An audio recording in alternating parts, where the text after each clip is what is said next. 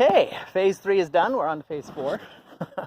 After it dries, we gotta figure out where to put all this stuff. So I've got the door adjusted, so I've got the proper flow. You can adjust it to where you could feel the wind coming in. You can get, as you open it, if you open it too far, you'll notice that the wind's going either direction. We're trying to create a negative air pressure. And so by having it strapped and wedged, you've got just the right amount of space. We're trying to create the same area or volume as the exit fans. I got 2 box fans. And so we're just trying to create the same area. This window by itself is not quite enough, so I've got the door cracked, the window, and when you stand on the other side, you'll feel that negative air pressure coming in. If this door is open too far, we lose the flow.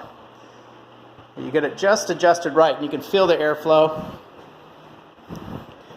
And the idea is to have that airflow so that everything can dry. And we've got 2 box fans running.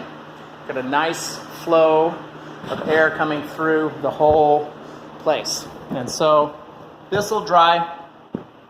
Tomorrow is supposed to be 80 degrees. So it should be plenty hot. I am going to bring the Dragon's Breath heater just in case. But I'm pretty sure it'll be hot enough that it'll dry. And that'll give me time to go ahead and work on leveling the floor and sealing up those gaps.